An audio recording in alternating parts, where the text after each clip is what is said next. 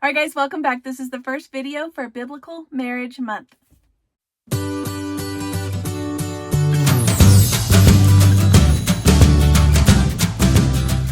right, guys, welcome back. I'm Laura Wilkie with Down Home with Lemon Pie. If you're brand new to my channel, welcome. I am very excited that you are here joining us. If you haven't already, I recommend that you go ahead and subscribe so you don't miss any videos, and go ahead and make sure you mark your subscription to all so that you don't miss any of the notifications.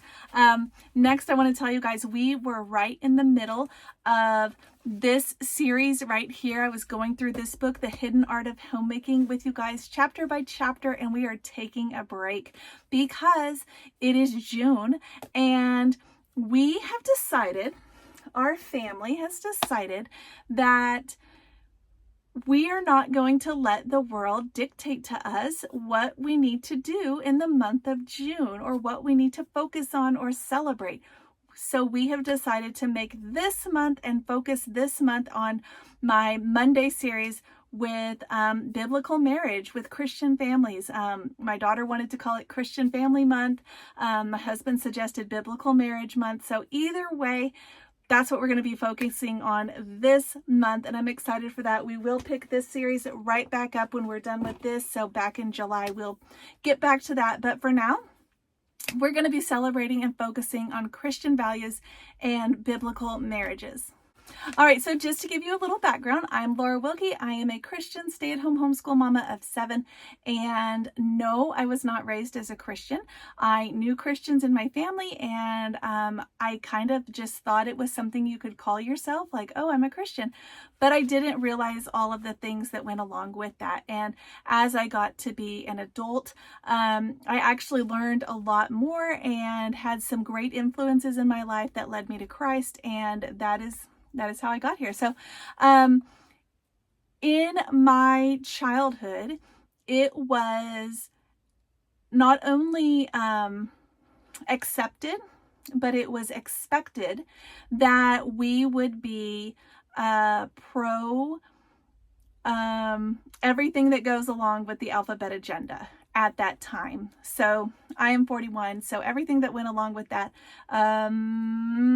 25, 30 years ago, because it has gotten worse, as we know, that was kind of expected. So I was raised and grew up believing that if a man and a man wanted to be together, that was totally fine, or a lady and a lady, that was totally fine. It wasn't until after I was married and had children and was led to the Lord that I realized all of the intricacies and things that go along with that of why it was wrong. And so we are a big proponent of sharing that information with others who also may have been misled.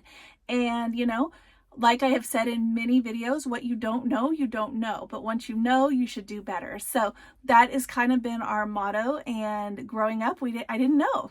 That was what I was taught. That was the kind of people I was surrounded with, even in my personal life with my parents' friends, or with things that I did in theater. I was involved in theater, and that was just what we knew. That was expected, and those are the kinds of people that came to my birthday parties, all of this. But so it was kind of, I wouldn't say ingrained, but it was something that was in our lives the whole time. And so with that background knowledge, with dating, it wasn't something that had any real boundaries. It was just, yeah, do what you want to do, make yourself feel good, make yourself happy. And so now we are getting up to the point of our own children dating, and that is what this video is primarily going to be focusing on, is dating with the intention of marriage, or courting, or dating with purpose. You've heard it called probably several different things. And so that just kind of gives you a background of where I was coming from growing up, where I'm coming from now, and how we want to do things differently with our own children, and how we already do things differently. If you are a follower of me, you probably can tell through many of my videos and my posts and all these things that we are Christians and that we live a Christian lifestyle and a walk with Christ. But like I said, growing up, that really wasn't the case. So today we're going to be talking about the dating with intention, courting with a purpose, dating with a purpose, whatever you want to call it, but dating with the intent of getting married, not just casual dating. Why are we wanting to do this with our own children? Dating, even from the time that my oldest children were very young, they would have friends who would talk to them or say like, I'm your girlfriend or I'm your boyfriend or whatever. And I remember it really struck me the wrong way. And I was thinking, what? They're so young. Why are we even discussing this? And it was like God just spoke to my heart and put that in my heart, if they're not ready. Dating is intended to get married. That's why would you date someone if you're not planning to marry them at some point, or if that's not the goal that you have in mind? Why would you even bother wasting your time, right? That's just called a friend, right? So it has to have a goal. And if we're not ready for that goal, we're not old enough, we're not mature enough, we're not responsible enough, we're not financially stable, whatever it is, then why are we pursuing that goal? And so with that, that's what kind of immediately, it's like one of those things that just starts coming out of your mouth as you're saying it. You're realizing, oh yeah, that's exactly what I was trying to think. But, you don't realize it until it's coming out of your mouth. And that was kind of how it was as I was telling the girls, why are we talking about boyfriends? You guys aren't getting married. You're not ready to get married. You're not, intending to get married for many, many years. Why are we having these discussions with our friends? And, we talked about it and they were like, oh yeah, that makes sense. We're not going to get married right now because we're 8 or 10 or whatever. And, and so we just went that route. With that, a lot of that unnecessary pain and temptation and pressure was relieved from them. I saw them even telling their friends, like their friends would come over, or not even their friends, even people just we knew, they would say, oh, that's my boyfriend or whatever, or I like her, or who do you like, and all this. And they would tell them like, we're just all friends. We're not looking to get married. We're not ready for that for at least, another 15 years or whatever age they were. And I knew that it was the right choice because they were sharing it with others and because I could see the heartache, the drama, the pressures, all of those things alleviated for them. And I told them that too. I would tell them, when you date when you're young, that's just going to lead to jealousy and pressures and temptations and all these things. And I would explain it to them even when they were really little. And I would tell them, no, we don't do that, because why would you want all of these bad things in your lives, right? And so, not only that, but for my own self, like I told you from the beginning of this video, I wasn't raised in a Christian home. So my dating walk was not what it should have been, or even what it could have been, because there's just so many things that you are not ready for, and you think you are because you're like, oh, I'm a teenager, I'm ready for all of this, right? And you're not. And the people who know that you're not are the people that it seems like are the most encouraging about it. Parents, teachers, I see this all the time. They ask the kids, oh, is that your boyfriend? Oh, is that your girlfriend? Oh, do you like, even when they're really, really little. And I don't know why as a society we have such a, well, I do know why, because but I don't know why there's not more Christians standing up for this, I guess, is what I'm trying to say. And we don't need to be asking our little kids. I mean, even 4-year-olds, 3-year-olds. I remember my oldest coming to me when she was like 3 or 4 years old, and she was so upset and crying. And I was like, what is wrong? And she said, I don't know who I'm going to marry. And I was like, what? You have like 20 years to have to worry about this. And so we just told her, you're not ready for that. And God will bring the person to you or bring you to the person that is intended for that at that time. And it's probably somebody you don't even know right now, and you don't need to worry about it. And so that was fine for her, and she was fine and went on with her way. But as a society, we focus on this, and we not only focus on it, but we put that pressure on our kids, and we put it on those around us. And sometimes it just comes out of habit, and we don't even realize it as Christians, because it, like I said, it's the way that we did things. And so I just want us to focus on, we need to watch that. But when you date as, I don't even know what to call it, because traditionally dating with intention and courting and all of that is actually the more traditional classic way. But I feel like the just dating all the time and whoever and doing whatever has kind of taken over, and that now seems like the more common way to go. But I don't know how to rephrase it, but I'm going to call it the old-fashioned way. So doing it in the new way, as far as the way I was raised, and doing it the way that I would say is unbiblical, is it just leads to so many things. It can lead to mistakes, it can lead to pressures, it can lead to jealousy, it can lead to situations where there is intense temptation, where you are alone together and there are hormones and things, intimate situations, and it can lead to heartbreaks, it can lead to drama. Oh, the drama.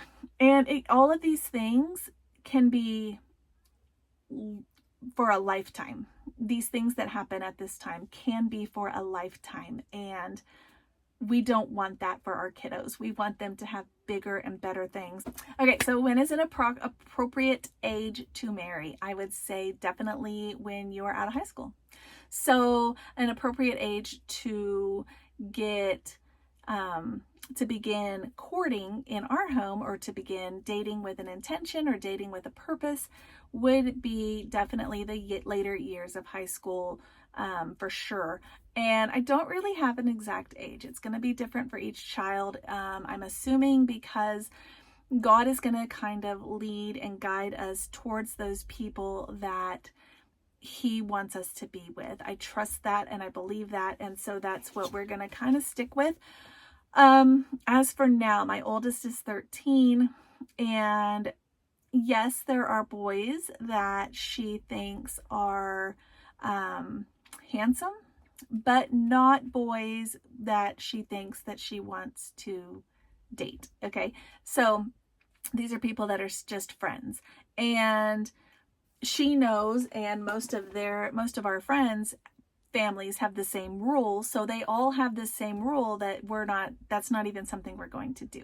So there's never a situation when they are like alone together or going someplace alone together without somebody else. There's or a crowd or a public place or something like that. That just never happens. But I remember being like 15, 16, and doing things like going to movies with boys and doing all these things. And I'm thinking, what? I would not do that because it's crazy. But at the time, I feel like it was highly the culture. I'm not, knocking the way that I was raised or any of that, but I feel like that's what the culture was. And that was all the people that we knew, that's what everybody did. So, how are we going to do it in our home? Okay, so we are going to be doing courting, or dating with intention, or dating with a purpose, however you want to phrase it. I've heard that courting is kind of old-fashioned and they don't like to say that anymore, so it's dating with intention now. So dating with an intention at the appropriate age that we discussed would look like group dates. It would look like an interested party spending time with the other person's family, maybe coming over for dinner and some board games, or vice versa, going over to the other person's party or house, coming over and doing like a family movie together, enjoying time together with that person's family. Because let's be honest, when you marry someone, you marry their family. So you might as well make sure it all matches.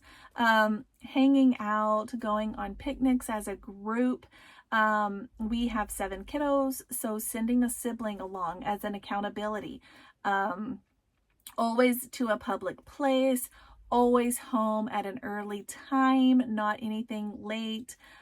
Just all of these things so that those pressures are off the table as far as temptations and pressures and intimate situations that may arise. Now, of course, I'm going to get kickback because people are going to say, well, what about, if they say they're doing that, but they don't do that, and what about this and what about that? We will cross those bridges when we get there if we have a need to get there. But ultimately, our children have been raised to know that we have their best intentions at heart, and that they know that we're Christian parents. They know that we are teaching them with Christian values. We have raised them through this whole time. So it's not a surprise, and it's actually something that they embrace because they know that we are protecting them and keeping them safe in these situations. And there are times when we can bring up real world situations and say, look, this has happened to people because of these things, and we don't want that. So,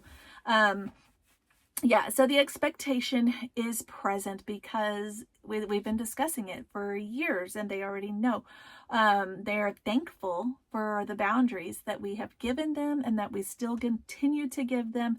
And, I have girls and I have boys, and it's going to look different for my girls versus my boys. It just is. God made us different, and that's a big part of this month, is that God made boys and God made girls, and we are not the same.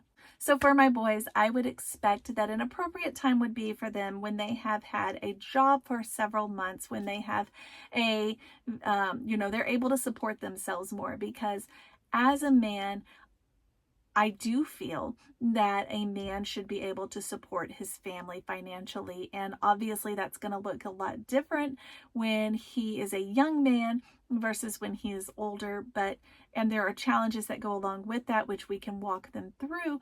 But I don't think that I wouldn't let my son go and find a girl that he's interested in and try to pursue her if he doesn't have a job and he doesn't have a car and he's financially irresponsible and all of these things. Like, why would I add to the problem, right? And so now on the flip side of that, my girls, I already talk to my girls on a normal basis about boys and about the things that they are seeing. So if they have a friend who is diligent, going to church all the time, and then stops, I will point it out. And I will say, hey, this is something you want to focus on because, or that you want to be aware of, not focus on, but something you want to take note of. It is, are they falling away from the church? How do they respond? How do they, when you see that person get angry, what do they do? And what do they do when they're stressed, and different things? Start kind of observing those things and seeing, what's their work ethic? How do they treat their family? How do they talk about the females in their life, their mothers, their sisters, their grandparents? How do they discuss them?